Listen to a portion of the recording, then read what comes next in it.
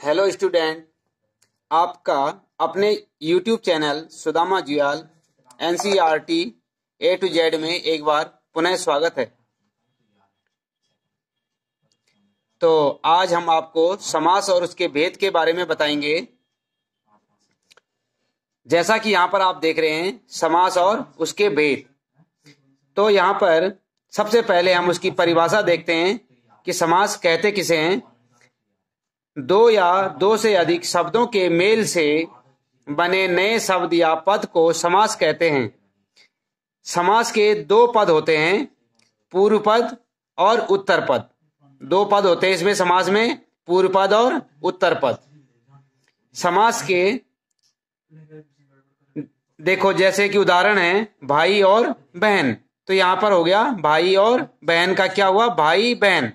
यहाँ पे जो है ये जो चिन्ह लगा हुआ है इसको बोलते हैं संयोजक चिन्ह। ये पद यहाँ पे एक पद बन गया, भाई और बहन मिलाकर इन सब को जो है दो या दो से अधिक शब्द थे। जैसे यहाँ पे भाई और बहन, यहाँ पे तीन शब्द थे हमारे पास, इन दोनों को मिला के एक शब्द बन गया ये भाई और बहन। इसको बोलते हैं पद। समास के कुछ अन्य उदाहरण हम आपको बताएंगे। जैसे यहाँ पे हैं जीवन भर, तो ये क्या है, आजीवन। मन को हरने वाला मनोहर, रोग से ग्रस्त रोगग्रस्त। तो यहाँ पे जो है अनेक शब्द जो थे, यहाँ पे दो या दो से अधिक शब्द थे। दो शब्द जैसे जीवन भर, तो ये हो गया आजीवन। मन को हरने वाला मनोहर, रोग से ग्रस्त रोगग्रस्त। ये समास के उदाहरण थे। अब हम आपको बताएंगे कि समास के भेद कितने होते हैं। तो स्टूडेंट, समास के जो है 6 भेद माने जाते हैं। 6 भेद होते हैं। पहला है अव्ययी भाव समास, दूसरा होता है इसका तत्पुरुष समास, तीसरा होता है कर्मधारय समास, उसके बाद चौथे नंबर पे आता है द्विगु समास, फिर उसके बाद आता है द्वंद्व समास, और जो छठे नंबर पे आता है 6 भेदों में से अंतिम भेद है इसका बहुव्रीहि समास। तो इस प्रकार आपने समास के 6 भेद देखे। अब इनके बारे में हम आपको विस्तार से बताएंगे कि इनकी पहचान क्या होगी, आप इन्हें कैसे समझ पाओगे, कैसे अलग अलग पहचान पाओगे कि अव्ययी भाव समास क्या होता है, तत्पुरुष समास क्या होता है। हम आपको इसके बारे में विस्तार से आज बताने जा रहे हैं। तो आइए जानते हैं। सबसे पहले हमारे पास था अव्ययी भाव समास। इस समास के लिए हमें इसकी परिभाषा देखनी पड़ेगी। इसकी परिभाषा है, जिस सामासिक पद या शब्द में प्रथम पद प्रधान व दूसरा पद अव्यय होता है उसे अव्ययी भाव समास कहते हैं।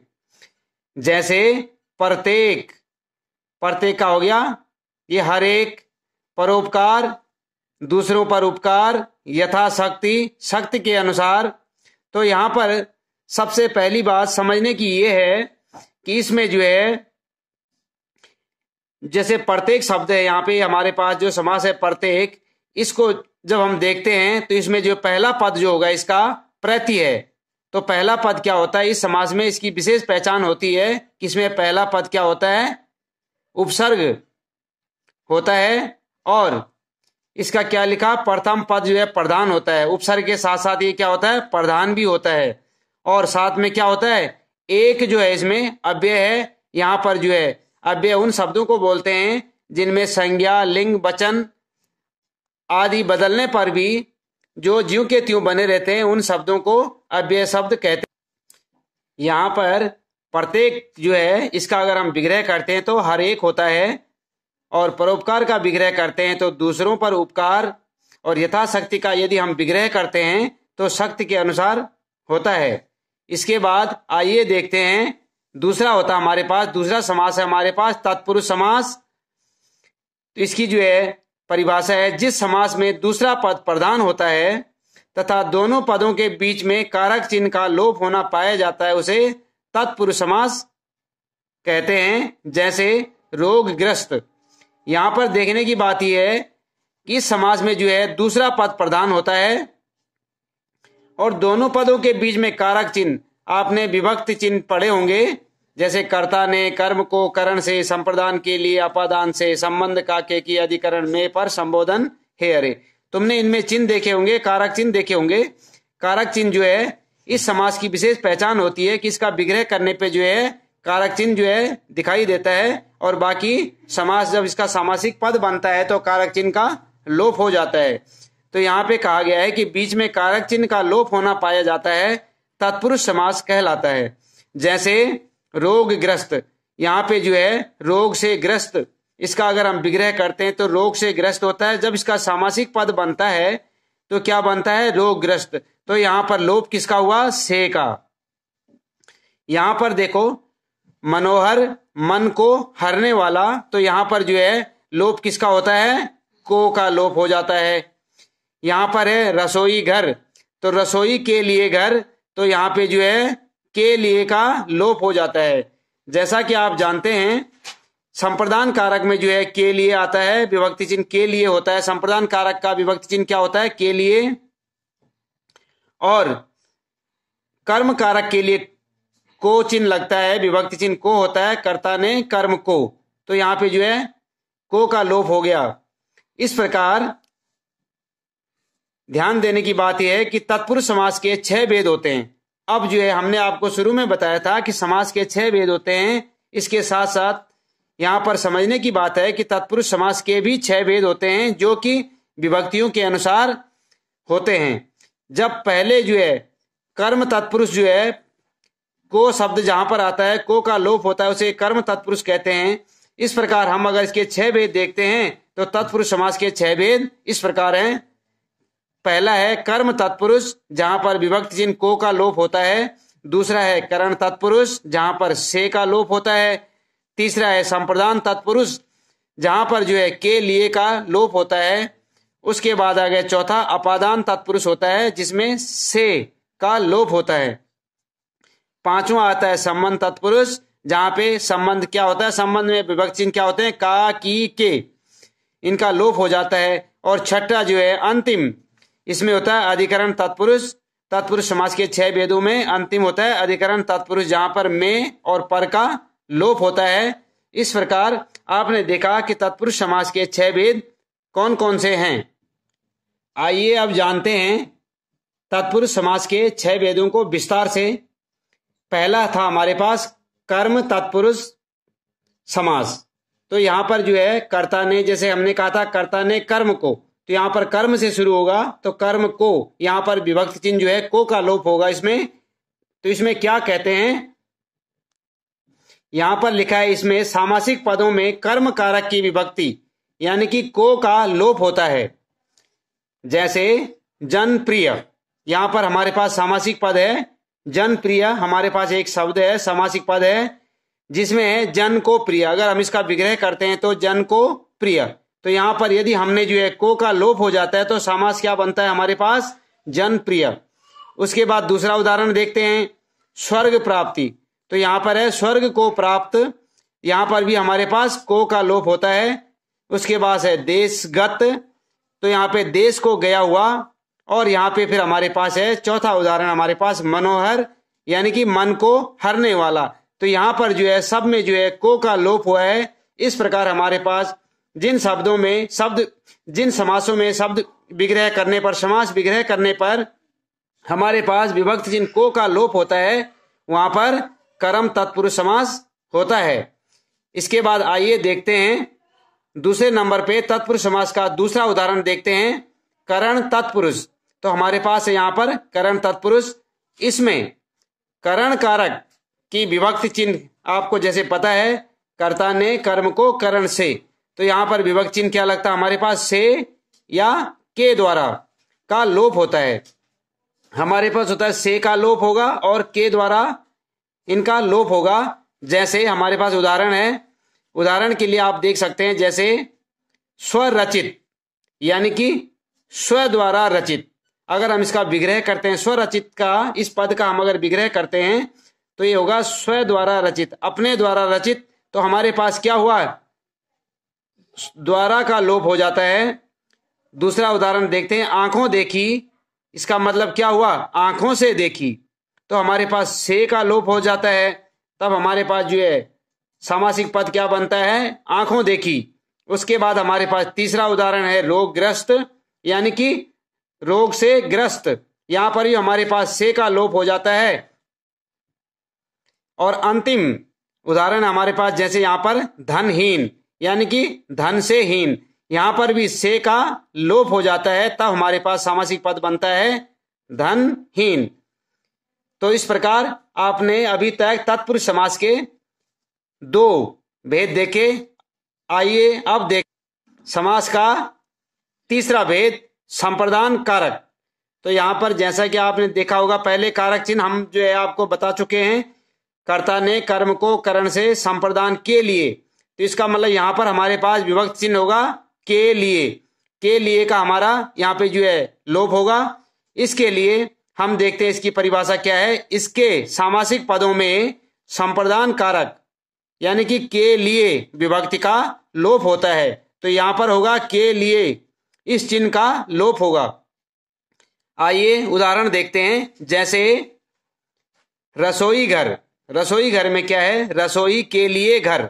तो हमारे पास जब हमने देखा कि ये सामासिक पद था हमारे पास रसोई घर, हमने इसमें समास बताना है, तो ये हमारे पास जो है समास विग्रह कैसे बनता है, रसोई के लिए घर।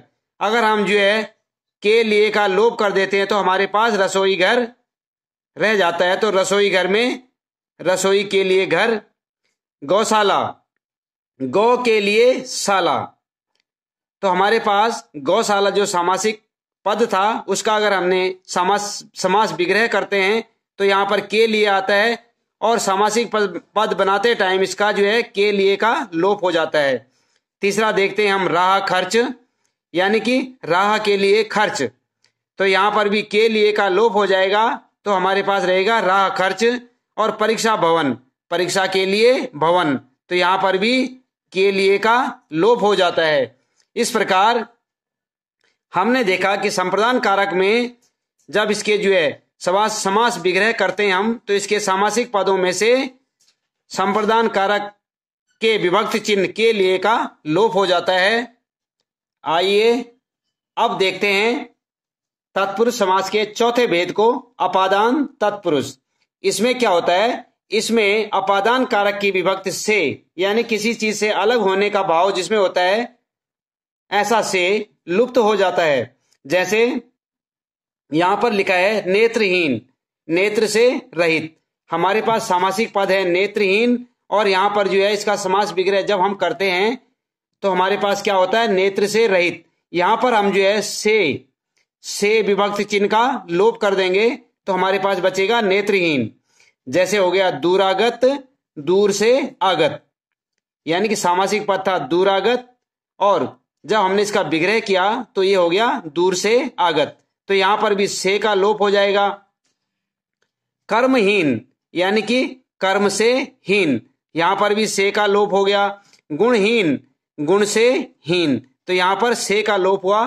अब समझने की बात यह है कि अपादान तत्पुरुष में भी से का लोप होता है, और करण में भी से का लोप होता है। लेकिन इन दोनों से का लोप होते समय ये हमें ध्यान रखना होगा कि ये जो अपादान में जो से है इसमें अलग होने का भाव शामिल होता है, जबकि करण में जो है के द्वारा या किसी माध्यम से जो से लगता है उसको लोप किया जाता है। जैसे कि यदि हम वाक्य में देखते हैं तो यहां पर अपादान तत्पुरुष में यहां पे जो हमने से लगाया, जैसे कि नेत्रहीन, नेत्र से रहित, दूरागत में दूर से आगत, कर्महीन में कर्म से हीन, और गुणहीन गुण से हीन। अगर हम इसको उदाहरण के तौर पे देखते हैं वाक्य में, तो जैसे हम कह सकते हैं कि रमेश दिल्ली से आया, तो यहां पर जो है क्योंकि वह दिल्ली से आया तो इसका मतलब दिल्ली उससे छूट चुकी है, वो जो है कहीं दूसरे स्थान पे पहुंच चुका है, तो दिल्ली से आया यहां पर अपादान तत्पुरुष होगा। जैसे करण तत्पुरुष का उदाहरण देखते हैं, जैसे वह कलम से लिखता है तो इसका मतलब वो कलम के द्वारा लिखता है, तो यहां पर करण तत्पुरुष होगा। तो आशा करता हूं कि आप जो है अपादान तत्पुरुष और करण तत्पुरुष का भेद समझ चुके होंगे। आगे देखते हैं संबंध तत्पुरुष, यानी कि तत्पुरुष समास के 5वें भेद को आगे हम जानते हैं। तो यहां पर है संबंध तत्पुरुष। इसमें क्या होता है, इसके सामासिक पदों में का, की, के का लोप हो जाता है। जैसे कि गंगा जल, अगर हमारे पास एक सामासिक पद है गंगा जल, तो यदि हम इसका समास विग्रह करेंगे तो गंगा का जल, तो हमने यहाँ पे लोप किसका करना है, का। तो यहाँ पर का लोप हो जाता है, तो हमारे पास सामासिक पद होता है गंगा जल। जैसे शिवालय तो शिव का आलय, जैसे जल धारा जल की धारा, जैसे पराधीन तो पर के अधीन, यानी कि दूसरों के अधीन। तो यहाँ पर क्या लिखा होता है, ये जो की लिखी हुई है इनका जो है लोप हो जाता है। आइए इसके बाद देखते हैं अधिकरण तत्पुरुष, और जो हमारा तत्पुरुष समास का अंतिम भेद है अधिकरण तत्पुरुष। इसमें अधिकरण कारक की विभक्ति में पर का लोप होता है। जैसे सिरदर्द, हमारे पास एक सामासिक पद है सिरदर्द, हमारे पास एक सामासिक पद है सिरदर्द, इसका मतलब क्या हुआ, सिर में दर्द। यदि हम इसका विग्रह करते हैं तो सिर में दर्द, तो यहां पर लोप किसका होगा, में का। अधिकरण तत्पुरुष कर्ता ने कर्म को करण से संप्रदान के लिए अपादान से संबंध काके की अधिकरण में पर, तो अधिकरण का विभक्ति चिन्ह क्या होता है, में या पर। तो यहां पर हमारे पास क्योंकि सिर में दर्द जो हमारे पास ये जो है लिखा हुआ है, इसका जो है में, इसमें में का लोप हो जाएगा, तब हो जाएगा हमारे पास सामासिक पद सिर दर्द। जलमग्न जल में मग्न, और दीन दयाल यानी कि दीनों पर दयाल, तो यहां पर में का लोप होगा, यहां पर का लोप होगा। तो जहां पर में पर का लोप होता है वहां पर अधिकरण तत्पुरुष होता है। तो स्टूडेंट आइए देखते हैं नंबर 3 पे हमारा है कर्मधारय समास। तो इसमें क्या है, कर्मधारय समास की पहचान क्या होती है, इसकी परिभाषा देखते हैं। जिस समस्त पद का उत्तर पद प्रधान हो तथा पूर्व पद व उत्तर पद में उपमान उपमेय अथवा विशेषण विशेष संबंध हो, कर्मधारय समास कहलाता है। यानी कि इसमें क्या होता है कि समस्त पद का उत्तर पद यानी कि दूसरा पद, उत्तर पद कौन सा था, जैसे हमने आपको उदाहरण के लिए दिया था, क्या पहला शब्द दिया था हमने भाई बहन, सामासिक पद बताया था हमने भाई बहन, तो उसमें भाई क्या था, पूर्व पद था, और उत्तर पद क्या था, बहन, यानी कि पीछे का जो दूसरा पद होता है उसे उत्तर पद कहते हैं। तो इस समास में कर्मधारय समास की जहां तक बात करें तो कर्मधारय समास में समस्त पद जो होता है इसका उत्तर पद यानी कि दूसरा पद जो है प्रधान होता है, तथा पूर्व पद व उत्तर पद में उपमान उपमेय का संबंध होता है और विशेषण विशेष्य का संबंध होता है, कर्मधारय समास कहलाता है। पहचान इसकी क्या होती है, समास का विग्रह करने पर दोनों पद के मध्य में है जो या के समान आदि आते हैं। इसमें मेन चीज ध्यान देने वाली बात यह है कि इसमें जो है जब हम इसका समास विग्रह करते हैं तो इसमें है जो और के समान इन दो का लोप हो जाता है। जैसे हमारे पास इसके उदाहरण है, जैसे पीतांबर, हमारे पास एक सामासिक पद है पीतांबर, तो इसका जो है पीतांबर का जब हम समास विग्रह करते हैं तो हमारे पास क्या होता है, पीला है जो अंबर, तो हमें यहाँ पे लोप देखना पड़ेगा, लोप किसका होगा, है जो का लोप होगा। जैसे हो गया हमारे पास दूसरा सामासिक पद है हमारे पास नीलकंठ, तो नीलकंठ में इसका जब हम समास विग्रह करते हैं तो हमारे पास क्या होता है, नीला है जो कंठ, यानी कि यहां पर भी है जो का लोप हो जाएगा। उसके बाद है जैसे हमारे पास एक अन्य उदाहरण है महात्मा, तो महान है जो आत्मा कहलाती है महात्मा, तो यहाँ पे जो लिखा है महात्मा महान है जो, तो यहाँ पे भी है जो का लोप हो जाएगा। तो इस प्रकार हमने जैसे आपको बताया था कि समास विग्रह करने पर दोनों पदों के मध्य में है जो और के समान आदि आते हैं। दो पद हो गए पीला और अंबर, इनके बीच में है जो आया और इसका जो है लोप हो गया, तब बन गया हमारे पास सामासिक पद क्या बना, पीतांबर। यहाँ पे हमारे पास नीला और कंठ दो पद बने, तो नीला जो है पूर्व पद था और कंठ उत्तर पद था, और है जो इनका लोप हो जाएगा। आगे चलते हैं चौथे समास पे। चौथा समास है हमारे पास द्विगु समास। जैसे हम अभी तक 3 समास के बारे में पढ़ चुके हैं, आइए अब देखते हैं चौथा है द्विगु समास। इसमें क्या होता है, जिस समास में पूर्व पद संख्यावाचक विशेषण होता है, इस समास की जो है परिभाषा में क्या लिखा है कि इसका जो है पूर्व पद जो होता है यानी पहला पद जो होता है इसका वो क्या होता है, संख्यावाचक होता है। संख्यावाचक 1 2 3 4 5 6 जो होते हैं हमारे, ऐसा होता है। जैसे इसका उदाहरण देखते हैं, दोपहर। दोपहर देखते हैं हम यहाँ पर, तो दोपहर इसका हम अगर समास विग्रह करते हैं दो पहरों का समूह, तो इसका हमें पता लग गया। जैसे यहाँ पे आगे 2 आ गया, इसके आगे यहाँ पे पंचतंत्र में 5 आ गया, 5 तंत्रों का समूह। नवरात्रि में 9 रात्रियों का समूह, और तिरंगा में 3 रंगों का समूह। तो हमारे पास 2 5 9 3 ये क्या थे, संख्यावाचक। संख्यावाचक थे हमारे पास। तो इस समास में पूर्व पद जो है संख्यावाचक विशेषण होता है, ये हमारे पास क्लियर हो चुका है। उसके बाद आइए देखते हैं 5वें समास को, देखते हैं हम द्वंद्व समास। तो द्वंद्व समास में क्या होता है, इस समास में 2 पद होते हैं। द्वंद्व समास में 2 पद होते हैं, दोनों पद जो है प्रधान होते हैं, और इनका विग्रह करने पर और या अथवा तथा आदि शब्दों का प्रयोग किया जाता है। जैसे उदाहरण के लिए हमारे पास है भाई बहन, नर नारी। जैसे हमने आपको पहले भी इसका जो है उदाहरण दिया था, भाई बहन नर नारी भला बुरा। तो यहां पर देखते हैं नर नारी में जो है नर और नारी, भाई बहन में भाई और बहन, भला बुरा यानी कि भला और बुरा,